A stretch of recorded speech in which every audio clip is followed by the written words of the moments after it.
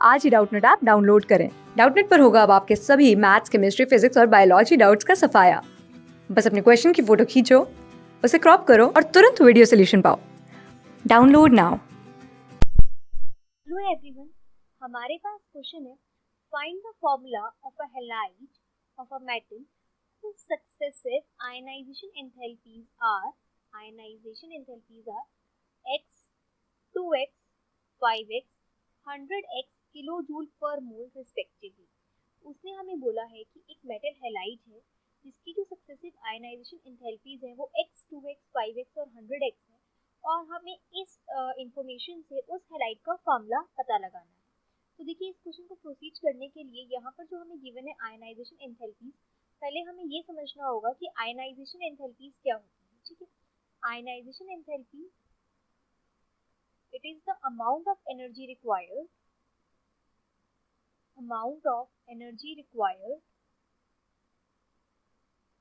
to remove an electron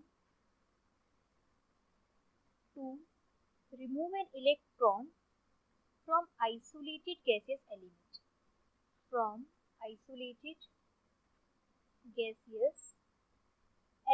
वो कहता है, देखो बच्चा, कोई भी मेरे पास सपोज एक गैसेस एलिमेंट है ए, ठीक है, गैसेस स्टेट में से है, इसमें से मुझे एक इलेक्ट्रॉन निकालना है, तो ये ए पॉजिटिव बन जाएगा और एक इलेक्ट्रॉन रिमूव हो जाएगा। तो इस रिएक्शन को कराने के लिए मुझे जो भी एनर्जी की रिक्वायरमेंट होती है, ठीक है, उसे हम बोल देते हैं आयनाइजेशन एंथैल्पी। ठीक है, अब यहाँ पर एक और वर्ड है सक्सेसिव आयनाइजेशन एंथैल्पी, तो वो समझिए कि वो क्या होता है सक्सेसिव आयनाइजेशन एंथैल्पी। कि यहाँ पर मैंने अभी एक इलेक्ट्रॉन निकाला है, तो यहाँ पर जो आयनाइजेशन एंथैल्पी है दैट इज आयनाइजेशन एंथैल्पी 1। अब अगर मैं इसी ए पॉजिटिव में से एक और इलेक्ट्रॉन निकाल लूँ तो ये मेरा बन जाएगा A2 पॉजिटिव, इसमें से एक और इलेक्ट्रॉन रिमूव हो गया, तो यहाँ पर जो आयनाइजेशन एंथैल्पी होगी that will be ionisation enthalpy 2। ऐसे ही अगर A3 पॉजिटिव की फॉर्मेशन होगी, ठीक है, तो that will be ionisation enthalpy 3 and so on. तो जितनी ज़्यादा एनर्जी मुझे लगानी पड़ती है एक इलेक्ट्रॉन को रिमूव करने के लिए, उतनी ही ज़्यादा मेरी आयनाइजेशन एंथैल्पी होती है। अब देखो, इस इंफॉर्मेशन से अब मैं फॉर्मूला कैसे निकालूंगी। देखो, हमें आयनाइजेशन एंथैल्पी गिवन है कि ये फर्स्ट आयनाइजेशन एंथैल्पी है, ये सेकंड है, ये थर्ड है और ये फोर्थ। ठीक है, आयनाइजेशन एंथैल्पी।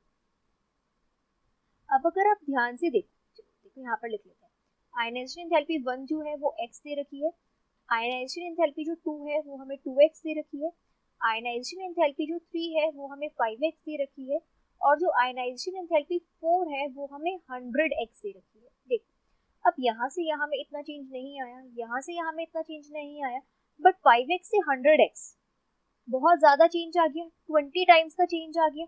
ठीक है, इसका मतलब जो फोर्थ इलेक्ट्रॉन है वो निकालना मेरे लिए बहुत ही डिफिकल्ट रहा होगा, फोर्थ इलेक्ट्रॉन रिमूव करना बहुत ही टफ रहा होगा। It would have been very difficult to remove fourth electron.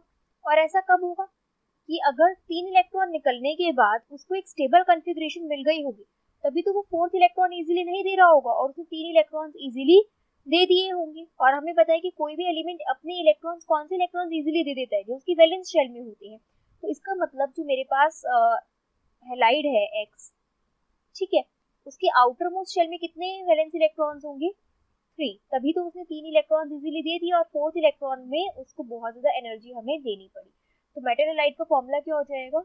Mx3, क्योंकि इसके आउटर मोस्ट शेल में 3 इलेक्ट्रॉन है, तो it will be Mx3। Okay, I hope it is clear to you all. Thanks a lot.